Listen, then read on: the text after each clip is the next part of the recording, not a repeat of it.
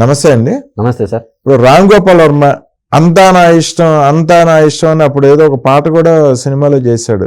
అంతా నా ఇష్టం, నన్నెవడు కెలికేది, నన్నెవడు నీకు నచ్చితే చూడవయా, నచ్చపోతే మానేవా, నేను తీసింది నేను తీస్తాను, బొమ్మ అయినా తీస్తాను, క్రిమినల్ బొమ్మలైనా తీస్తాను, ఏదైనా చేస్తాను, నా డబ్బుల కోసం నేను సినిమాలు తీస్తాను, మీకు నచ్చితే చూడండి, నచ్చపోతే మానేయండి. ఇలా ఎలా పడితే అలా మాట్లాడేవాడు. ఇప్పుడు పోలీసులను కూడా అలాగే అంటున్నాడు, రాష్ట్ర ప్రభుత్వాన్ని, కూటమి ప్రభుత్వాన్ని కూడా అలాగే అంటున్నాడు. ఎవడు నన్ను పీకేది? ఆ కోర్టులకి నేను కొన్ని ప్రశ్నలు వేస్తున్నాను, వాటికి సమాధానం చెప్పాలి. పోలీసులకి కొన్ని ప్రశ్నలు వేస్తున్నాను, వాటికి సమాధానం చెప్పాలి. మీడియా వాళ్ళకి కూడా నేను ప్రశ్నలు వేస్తున్నాను, వాటన్నిటికి సమాధానం చెప్పండి అంటాడు. ఇంకేమన్నా అంటే ఇలా తలకొట్టుకుంటా ఉంటాడు. నీకు నేను మాట్లాడను, ఆ మహా న్యూస్ రిపోర్టర్తో అంటాడు, నీతో నేను మాట్లాడను, నీకు నేను సమాధానం చెప్పను. అరే ప్రెస్ మీట్కి నువ్వే పిలిచావు కదా, మేము వచ్చామంటాడు ఆయన. అని నేను నీతో మాట్లాడను అసలు అంటాడు. ప్రెస్ మీట్కి పిలిచినప్పుడు విలేకరులు ప్రశ్నలు వేస్తారు, విజ్ఞత ఉంటే వీడు సమాధానం చెప్పాలి పిలిచినందుకు. అంతేగాని వీడు చెప్పిన సొల్లు, వీడు ఇంట్లో కూర్చొని కాళ్ళు నాక్కున్నట్టు మీడియా ముందుకు వచ్చేసి నేను నా కాళ్ళు, నా ఎవరియో కాళ్ళు నేను తెచ్చుకున్నాను, నేను నాక్కున్నానంటే అవ్వదు కదా అక్కడ. సో ఈ రామ్ గోపాల్ వర్మ ఇదంతా పోలీసులు నేను ప్రశ్నలు వేస్తాను చెప్పాలి, కోర్టులు ప్రశ్నలు వేస్తాను, మీడియాను ప్రశ్నిస్తాను, ఇదంతా కాదంట. అసలు జరిగిందంతా మీరేదో అన్నారు, ఏదో చెక్కేశారు వీడిని, ఎవరో వచ్చేసి చెక్కేశారు మొత్తం, అందుకనే ఎర్రెక్కిపోతున్నాడు, పిచ్చెక్కిపోతున్నాడు, మీడియా మీద పిచ్చి కూతురు కోస్తున్నాడు, వెర్రిమర్రి చేష్టలు కూడా చేస్తున్నాడు మీడియా ముందు. ఆ వీడియో అంతా మనం చూసాం. అసలు ఏం చెక్కేయటం ఏంటి, ఎవరు చెక్కారు, ఎక్కడ చెక్కించుకున్నాడు? సార్ మీరు చెప్పిన దాని ప్రకారము రామ్ గోపాల్ వర్మ గారు ఒక మాట చెప్పారు సార్, ఫ్రీడమ్ ఆఫ్ ఎక్స్ప్రెషన్ అని. సో ఒక అతను ఏదైనా ట్వీట్ చేసినా, ఏదైనా మెసేజ్ చేసినా అవతలోడు బాధపడి వాడు కేసు పెట్టాలి. కానీ నేను ఆర్జీవి గారి అభిమానుల్లో ఒక అతను నాకు బాగా క్లోజ్ సార్, ఆయన ప్రతినిధిగా నేను మాట్లాడుతున్నా. ఆర్జీవి గారిని చితగొట్టారు అని చెప్పేసి తెలుసుకున్న నేను నా మనోభావాల దెబ్బతిని నా ఫ్రీడమ్ ఆఫ్ ఎక్స్ప్రెషన్ ఉపయోగించుకొని మాట్లాడుతున్నటువంటి మాటలు సార్ ఇవి. ఓకే, నేను ఏమంటున్నానంటే, మూవీలో నితిన్ ఒక మూవీలో ఉంటుంది సార్, నన్ను ఎవరు కొట్టలే అని. అసలు కథ, స్క్రీన్ ప్లే, దర్శకత్వం ఏంటంటే ఏం జరిగిందంటే, రామ్ గోపాల్ వర్మ గారికి ఇంతకుముందు వ్యూహం సినిమా కన్నా ముందు ఒక సినిమా తీశాడు. ఆ సినిమాకి గాను ఎవరో ఫైనాన్షియల్ గా సపోర్ట్ ఇచ్చారు సార్, ఫైనాన్స్ కి ఇస్తుంటారు కదా డబ్బులు, అట్లా ఫైనాన్స్ కి డబ్బులు ఇచ్చారు. ఇచ్చి ఈయన దొరకట్లేదంట, చాలా సంవత్సరాల నుంచి వాళ్ళు ఎతుకుతా ఉన్నారు, ఇదిగో అక్కడున్నా, ఇదిగో ఇక్కడున్నా అని చెప్పి అబద్ధాలు చెప్పేసి తిరగతా ఉండేవాడంట. ఆ సినిమా తీసుకోవడం దాదాపు 6 ఏళ్ళు అయిపోయింది సార్. ఆ సినిమా ఏంది, ఆ నిర్మాతలు ఏంది, ఆయన్ని పక్కన పెడితే అసలు విషయం ఏంటంటే ఈయన తప్పించుకొని తిరిగేవాడంట. డబ్బులు ఏమో ఫైనాన్స్ కి తెచ్చుకొని కట్టుకోకుండా తిరుగుతా ఉన్నాడు, ఆడుండా ఈడుండా అని. ఫోన్ స్విచ్ ఆఫ్ చేసి స్విచ్ ఆఫ్ చేస్తాడు. ఆయన ఎప్పుడు మాత్రం లాజిక్లు మాట్లాడుకుంటా నాకు ఫ్రీడమ్ ఆఫ్ ఎక్స్ప్రెషన్ ఉంది, అయితే ఏంది ఇవన్నీ అని ఉండొచ్చు. వాళ్ళు కూడా సమయం కోసం వేచి చూసినారు సార్ అని చెప్పేసి. మన అన్నేమో ఇక్కడ ఒకవైపు కూటమి ప్రభుత్వం అరెస్ట్ చేస్తుంది, అది చేస్తుంది, ఇదే అని మీడియాలో వార్తలు రావడం, మనం ఫ్రస్ట్రేషన్ స్టార్ట్ అయిపోయింది. స్టార్ట్ అయిపోయి మీడియాలో అంటే ఇంటర్వ్యూలు ఇవ్వడం స్టార్ట్ చేశాడు. అంటే పని పాట లేదని, అంతే కదా సార్. పని ఉండేవాడు ఎందుకు ఇంటర్వ్యూలు ఇస్తాడు? పని పాట లేదు కాబట్టి లైన్గా ఒక ఛానల్కి ఇంటర్వ్యూ ఇచ్చుకుంటూ వస్తున్నాడు. నేను భయపడలా, నన్ను ఎవరేం పీకలేరు, నన్ను ఎవరేం అరెస్ట్ చేయలేరు అని చెప్పేసి అనేవాడు, అంటున్నాడు. ఇప్పుడు ఏమైందంటే ఈ ఇంటర్వ్యూలు ఇచ్చే సమయంలో ఒక అతను తెలుసుకున్నాడు, వేరే మనకు అబద్ధాలు చెప్తున్నాడు, ఈయన హైదరాబాద్ లోనే ఉన్నాడని చెప్పి తెలుసుకున్న వాళ్ళు ఆర్జీవి డెన్లోకి ఎంటర్ అయ్యి, నా డెన్లోకి ఎవరు ఎంటర్ కాలేదు అన్నప్పటికీ ఎవరైతే ఫైనాన్స్ వాళ్ళు ఇచ్చిన వాళ్ళు ఉన్నారో వాళ్ళు డెన్లోకి ఎంటర్ అయ్యేసి శుభ్రంగా తీసుకొని వెళ్ళడం జరిగింది. తీసుకొని వెళ్ళి ఇక్కడ ఉంటే డెన్నులో బాగోదు, ఆయన డెన్ ఇది, ఆయనను మనం గౌరవించుకోవాలన్నట్టు ఆయన్ని గౌరవించి బయటికి తీసుకొని వెళ్ళారు. వాళ్ళతో పాటు డెన్కి తీసుకెళ్లారేమో, ఆర్జీవి డెన్కి కాదు సార్, ఫైనాన్స్ ఇచ్చిన వాళ్ళ డెన్కి తీసుకెళ్లారు. ఆర్జీవి తీసుకుపోయి అదేదో అంటారు కదా సార్, శిల్పం చెక్కినట్టు, శిల్పాన్ని చెక్కినట్టు మామూలుగా కళాకారుడు ఒక శిల్పాన్ని ఏ విధంగా శ్రద్ధతో చెక్కుతారు సార్, నీట్ గా. ఉలి దెబ్బలకు శిల్పం అవునా అంటే అదేదో వెంకటేష్ గారు చెప్తారు కదా సార్, శిల్పం కాలేదు అని చెప్పేసి, ఆ రకంగా ఆర్జీవి గారిని శిల్పం చెక్కినట్టు చెక్కినారు సార్. చెక్కారు. చెక్కిన తర్వాత అదే టైంలో పోలీసులు ఇతను ఆడున్నారు ఆయన చేజ్ చేసే సందర్భంలో తీరా చూస్తే అతని లొకేషన్ చూస్తే ఇంకో డెన్నులో కనపడింది, ఆర్జీవీ డెన్లో కాకోకుండా ఓకే ఇంకో డెన్నుకి వెళ్ళాడు. వెళ్ళేస్తే అక్కడ చూస్తే తీరా మనవాడికి పాపం అంతా వాసిపోయినాయి, వాసిపోయినాయి. సరే ఇదంతా కాదరా నాయన, మళ్ళీ నాకు చెక్ చేసినారంటే బయట తెలిస్తే నాకు అవమానంగా అని చెప్పేసి అప్పటికప్పుడు ఆ ఒంగోలు గిత్త మూవీలో ప్రకాష్ రాజు పౌడర్ కొట్టుకుంటాడు చూడండి సార్, దెబ్బలు కొట్టుకొని పౌడర్ కొట్టుకొని నీట్గా కొట్టుకొని మళ్ళీ ఒక వీడియో రిలీజ్ చేశాడు. నన్ను ఎవరు ఏం పీకలేరు, అది కూటమి ప్రభుత్వమైనా ఇంకోరైనా, మేమేంద్రా నాయన పీకేది, చెక్ చేసే వాళ్ళు చెక్ చేసిపోయినారు, మీకు ఆల్రెడీ ఇన్ఫర్మేషన్ బయటకు వచ్చింది.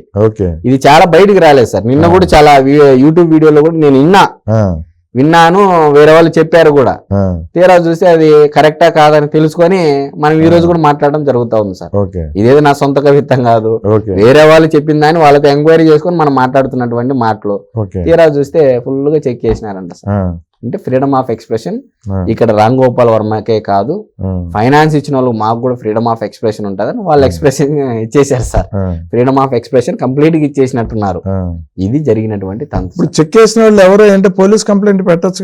పెట్టాడు, నాకెందుకు, నేను పెట్టాను. నన్ను చెక్కుతానే కూడా ఇలాంటి రౌండ్లు నీకు వస్తానే ఉంటాయి, నువ్వు ఇచ్చే వరకు డబ్బులు అని చెప్పేసి వాళ్ళు చెప్పినప్పుడు కూడా అతను ససేమిరా అన్నట్టు సమాధానం సార్. అప్పుడు అన్నప్పుడు నీకు కూడా ససేమిరానే, మేము కూడా నీకు కూడా చెక్కేస్తానే ఉంటాము దొరికినప్పుడు అలా అని చెప్పేసి వాళ్ళు కూడా చెప్పినటువంటి పరిస్థితి. ఇది సార్ పరిస్థితి. ఆ తర్వాత ప్రెస్ మీట్ కి వచ్చి కూర్చున్నాడు మళ్ళీ. తెలిసిందే కదా సార్, నితిన్ ఒక మూవీలో ఒక విలను నన్ను ఎవరు కొట్టారంటే ఎవరు నమ్మనటువంటి పరిస్థితి. ఇప్పుడు నన్ను ఎవరు ఏం పీకలేరు అంటే ఆయనకు, ఇప్పుడు నిన్ను ఎవరు ఏం పీకలేరు అన్నప్పుడు ఎందుకు వచ్చి అరుస్తున్నావు కావు కావు కావు అని ఇంటర్వ్యూలకు వచ్చేసి, అంటే చెక్కినాక ఇప్పుడు నీకు భయం లేదు, నీ లాజిక్లు కరెక్టే, నువ్వు చేసిన వాదన కరెక్టే, నువ్వు పద్ధతిగా ఉండవు, నీ కేసులో క్రెడిట్స్ లేవు, అంటే లోపలేయడానికి క్రెడిట్స్ లేవు, అంటే పాయింట్స్ లేవు, మరి ఎందుకు నువ్వు ఇంటర్వ్యూలకు వచ్చి ఓ లబోదీపం అంటున్నావు? నువ్వు సినిమా ఏదో ప్రమోషన్ అని ఒక ఇంటర్వ్యూలో ఒక విలేకరు అడిగితే దానికి సమాధానం చెప్పట్లే. ఏ సినిమా ప్రమోషన్కి వెళ్ళావు, ఏ సినిమా దానికి షూటింగ్కి వెళ్ళావు అంటే అది అడిగితే నేను ఎందుకు చెప్పాలా అంటున్నాడు. అసలు అది సినిమాలు ఎక్కడ చెమటలు పట్టించినాడు ఆ విలేకరి. అసలు సినిమాలు ఎక్కడ ఉన్నాయి ఆడికి?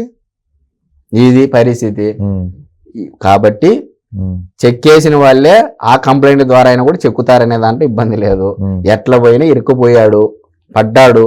ధ్రువ మూవీలో అష్టదిగ్బంధనం చూపిస్తారు చూడండి సార్, సింబల్ 8 సింబల్, ఆ సింబల్ మాదిరిగా రామ్ గోపాల్ వర్మ గారికి సినిమా రాబోయే రోజుల్లో సినిమా చూపిస్తారనే దాంట్లో ఎటువంటి అతిశయం. వాళ్ళ దగ్గర ఎన్ని కోట్లు తెచ్చాడో జగన్మోహన్ రెడ్డికి ఒక ఫోన్ కొట్టేసి ఆ కోట్లన్నీ తీర్చేయమని చెప్తే జగన్మోహన్ రెడ్డి గారు అంత అమ్మాయి కూడా అంత తెలివి తక్కువ వాడు అనుకుంటున్నాడు సార్. ఆర్జీవి ఈ ఆడికి పోయి ఏదో 4 మాటలు చెప్తే ఈ సినిమా ఇండస్ట్రీలో ఉండే మిగతా ప్రొడ్యూసర్లకు వాళ్ళకి నాకు వాళ్ళు తెలుసు వీళ్ళు తెలుసు అని చెప్పేసి, అంటే జగన్మోహన్ రెడ్డి గారే ఆంధ్రప్రదేశ్ రాష్ట్ర ప్రజలను గత ఎన్నికల్లో ఏం చేశాడు సార్? 5 కోట్ల ఆంధ్రులను ఏం చేశాడు ప్రజలందరూ తెలుసుకున్నారు. ఈ ఆర్జీవి అనేవాడు ఎవడు సార్? మరి ఆయనే ఒక అంటాడు, ఈయనంతా ఆయన ముందర కొండ ముందు ఉడతంతా, జగన్మోహన్ రెడ్డి గారి ముందు ఆర్జీవి గారు కొండ ముందు ఉడతంతా. ఈయనకి దావుద్ ఇబ్రహీం గానీ బాంబే డాన్స్ గానీ వీళ్ళందరూ నాకు తెలుసు అంటాడు. మరి ఈయన్ని చెక్కుతున్నప్పుడు మీరు చూసారా, నేను చూసారా సార్? నాకు దావుద్, ఇప్పుడు నాకు తెలుసు, నాకు ప్రధానమంత్రి మోడీ గారు తెలుసు అంట, లేకపోతే నాకు డొనాల్డ్ ట్రంప్ నాకు ఆడాడ నమో మోడీ కార్యక్రమంలో పరిచయం అయినాడు నేను చెప్తా, ఏ ద్వారా ఎడిటింగ్ చేసుకుంటా, అయిపోయానా తెలిసినట్ట. ట్రంప్ పిఏ తెలుసు అంట. మరి ఇవన్నీ నా రాతి యుగం నాటి మాటలు సార్. ఇప్పుడు ట్రెండింగ్ ఏంది? ఇప్పుడు ఆధారాలతో శుద్ధ అడుగుతారు. ఇప్పుడు ఎవరు ఏమి నువ్వు ఏదో ఇష్టం వచ్చినట్టు మాట్లాడుతుంటే ఎవరు ఉండరు, ఆధారాలు కావాలి. నువ్వు టెక్నికల్ గా ఏదో సినిమాలు తీసినట్టు విధంగా సొసైటీలోకి వచ్చి మాట్లాడేస్తా అంటే ఎట్లా ఊరికనే ఉంటారు సార్? వాళ్ళు అనవసరంగా జగన్మోహన్ రెడ్డి గారిని ఇరికిచ్చేస్తున్నాడు ఈ మనిషి. ఆయన ఇప్పటికే ఆయన ఇరుక్కున్న కేసులు ఆయన బయటపడాలని చెప్పేసి ఆయన బాధపడతా, ఆయన మానసిక పరిస్థితి ఏ కేసుల ద్వారా ఏ విధంగా వస్తారని ఆయనకు అర్థం కానటువంటి పరిస్థితి. ఇటువంటి పరిస్థితుల్లో ఆయన పేరుని తీసుకొని వచ్చి ఆయన ఇబ్బంది పెట్టడం కదా రామ్ గోపాల్ వర్మ.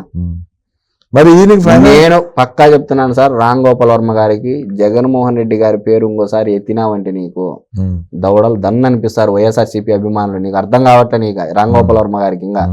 కాబట్టి వైఎస్ఆర్సీపీ అభిమానుల నుంచి చాలా జాగ్రత్తగా ఉన్నావు. నువ్వు ఏ రోజుకైనా నీకు దవడలు వాళ్ళనే చెక్కేసినారు, వీళ్ళు అట్ట కూడా చెక్కరు, మామూలు చెక్కరు. నీకు జగన్మోహన్ రెడ్డి గారి పేరు ఎత్తినావంటే ఎత్తకపోతే కూటమి ప్రభుత్వం నుంచి అటు ఫైనాన్స్ ఇచ్చిన వాళ్ళ నుంచి చెక్కేస్తారు, ఎత్తితే వీళ్ళు చెక్కేస్తారు. ఇప్పుడు ముందు చూస్తే నువ్వు, వెనకలు చూస్తే గొయ్యి. పరిస్థితి ఏంది సార్? ఆయన పరిస్థితి ఇప్పుడు అలాగే ఉందంటే, ఇప్పుడు కూటమి ప్రభుత్వం ఎత్తితే బాగుండని చెప్పి చూస్తున్నాడంట. ఆ ఫైనాన్స్ యాక్చువల్ గా మీరు చెప్తున్నది 100% వాస్తవం సార్. రామ్ గోపాల్ వర్మ గారు నన్ను ఎత్తి లోపలేయాలని కోరుకుంటున్నాడు ఆయన, అందుకే రెచ్చగొడుతున్నాడు ప్రభుత్వాన్ని గాని, ప్రభుత్వంలో ఉన్నటువంటి పోలీస్ అధికారులు గాని రెచ్చగొడుతున్నాడు. ఎందుకు? బయట ఉంటే నన్ను చెక్కేస్తారు, శంషాబాద్ కి తీసుకొని వెళ్ళి నన్ను చెక్కేసిన మాట వాస్తవమా కాదా అనేది ఒక్కసారి ఆయన మళ్ళా పెట్టి చెప్తే అప్పుడు ఫైనాన్షియల్ బయటకు వస్తారు ఇచ్చిన వాళ్ళు. అప్పుడు అసలు తీగలాగితే డొంక కదిలిద్ది సార్. వాళ్ళు కూడా చాలా పెద్దవాళ్ళు అంట, ఫైనాన్షియల్ కూడా సినీ ఇండస్ట్రీ పెద్ద పెద్ద. మీరు అంటున్నారు దావూద్ ఇబ్రహీం వాళ్ళు తెలుసు వీళ్ళు తెలుసు అన్న రామ్ గోపాల్ వర్మని తీసుకొని వెళ్ళి శంషాబాద్ కి తీసుకొని వెళ్ళి వాళ్ళ డెన్నులో దాచిపెట్టి చెక్కేసినారంటే వాళ్ళు ఎంత పవర్ఫుల్ అయిండల్లా. ఆయన మాటల లెక్కల ప్రకారమే ఎవడికి వెనకలు ఎంత ఉందో ఎవరికి తెలుస్తుంది సార్. మరి ఓకే అండి. ఏదైనా కానీ రామ్ గోపాల్ వర్మ గారిని చెక్ చేసిన విషయం అయితే ప్రజలందరూ చాలా సంతోషకరమైన వాత కిందే తీసుకుంటున్నారు. ఇటువంటి వాడికి అటువంటి శాస్త్ర జరగాలి, అటువంటి పరిస్థితి రావాల్సిందే అని చెప్పి కోరుకున్నారండి. ఓకే అండి. నా తరపున కూడా రామ్ గోపాల్ వర్మ గారు ఇక నుంచి సభ్య సమాజంలో బతికే ఒక సాటి మనిషిగా బతకాలని, ఆయనకు మంచి బుద్ధి ప్రసాదించాలని, బుద్ధి సిద్ధి ప్రదాత అయినటువంటి విఘ్నాల నుంచి దూరం చేసేటువంటి వినాయకుడిని మనస్ఫూర్తిగా కోరుకుంటున్నాను. కొంచెం ఎక్కువ కోరుకుంటున్నారు. లేదు సార్, ఆయనకి బుద్ధి వస్తుంది అనే మాట అయితే నేను ఒక సాటి మనిషిగా నాకు ఫ్రీడమ్ ఆఫ్ ఎక్స్ప్రెషన్ ఉంది.